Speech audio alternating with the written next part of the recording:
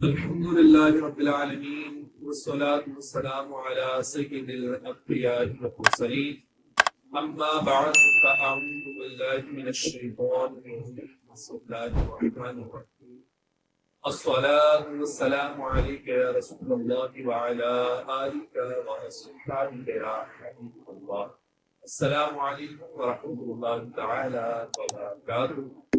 امید ہے آپ سب خیریت سے ہوں گے. ایک بار پھر اپنی اس ویڈیو میں حاضر ہے مدنی قاعدہ سبق نمبر 4 میں.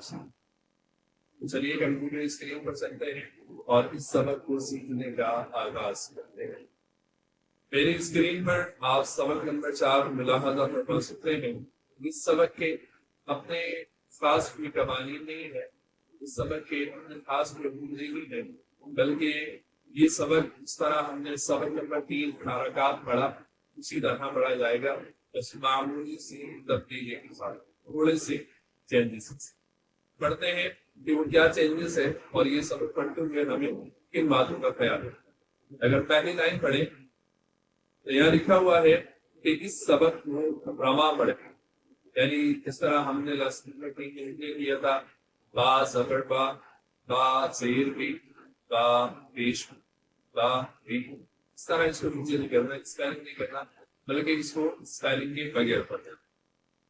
دوسرا, حرکات کی درست ادائیگی کا خیال رکھیں, یعنی جس طرح ہم نے حرکات میں پڑھا تھا کہ بغیر کھینچے بغیر ٹوٹے یہ معروف پڑھنا ہے, اس کے علاوہ جو ہے زبر کو منہ اور آواز کھول کر زیر کو آواز نیچے گرا کر اور پیش بھول کر کے ادا کیا جائے گا, یہ بھی یہاں پر لازمی ادا کرنا.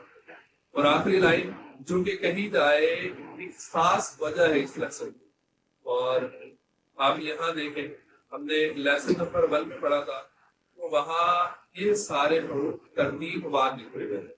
جیسے پہلے الف آ رہا تھا کہ حمزہ بن جاتا ہے, کہ الف با تا تا اس طرح, لیکن یہاں پر یہ حروف ترتیب وار نہیں لکھے ہوئے.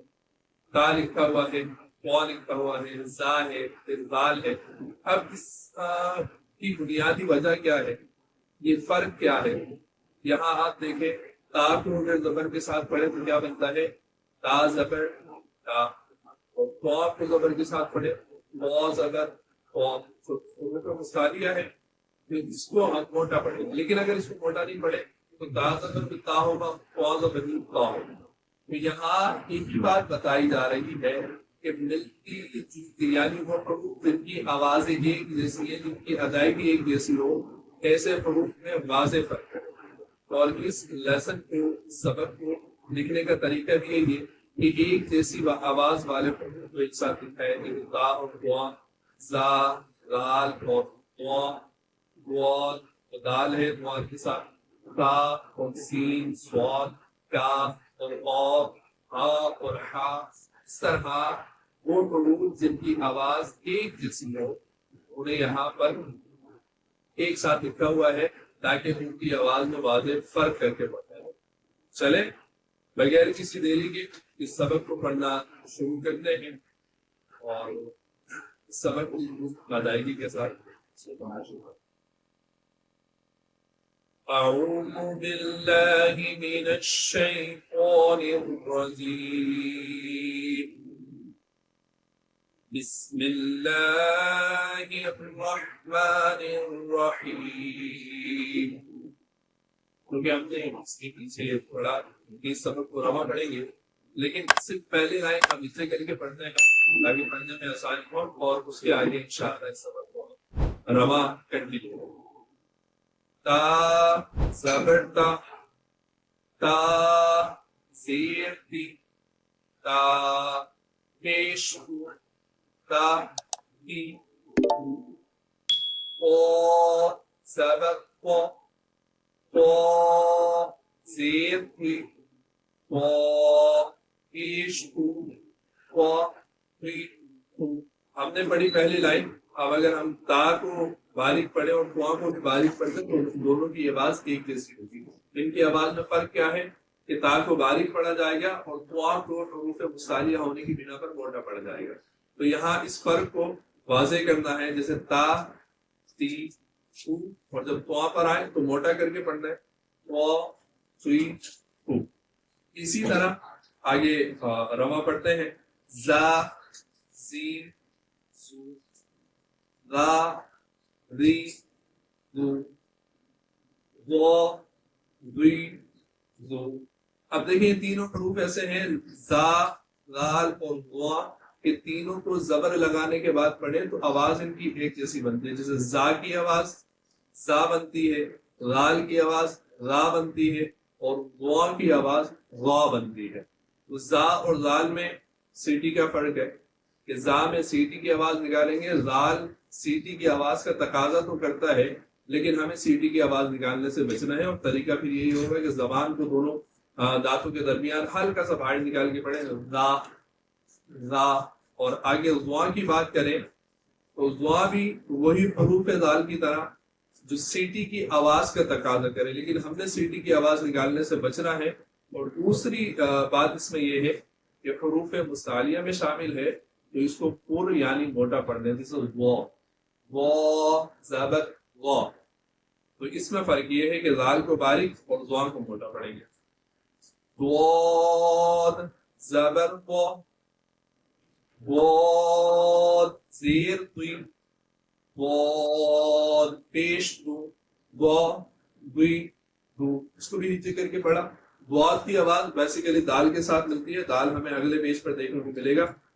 ابھی یہ میری سمجھ میں نہیں آ رہا کہ سارے ملتی جلتی آواز والے ایک جیسے حروف ہیں تو اس کو الگ کیوں لکھا، شاید کوئی مسٹیک ہوگی یا پھر کوئی حکمت ہوگی۔ پھر دال کو ہم باریک پڑھتے ہیں اور ضاد کو ہم موٹا پڑھتے ہیں، ان دونوں میں فرق یہ ہے۔ آگے چلتے ہیں، تا تی ہو، سا سی سو، سو سوئی سو، تا بغیر سیٹی کے، سین سیٹی کے ساتھ، اور سواد سیٹی بھی نکلے گی اور اس کو موٹا بھی پڑے گی۔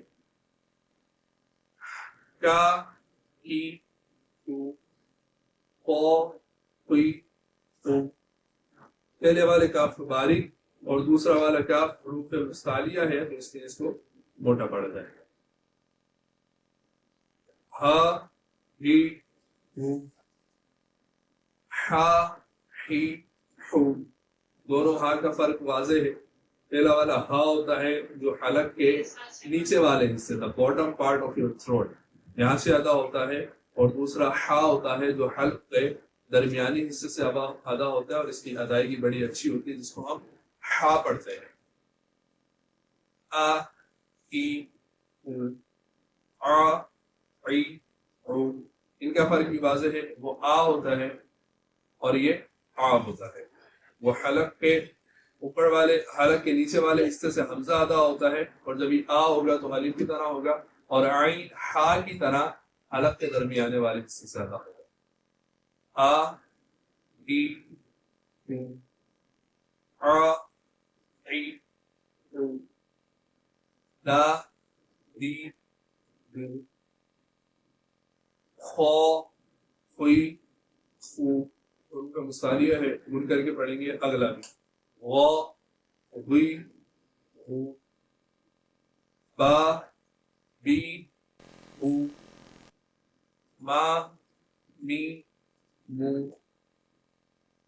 وا وی وو، فا فی فو، لا لی لو، نا نی نو، رو ری رو۔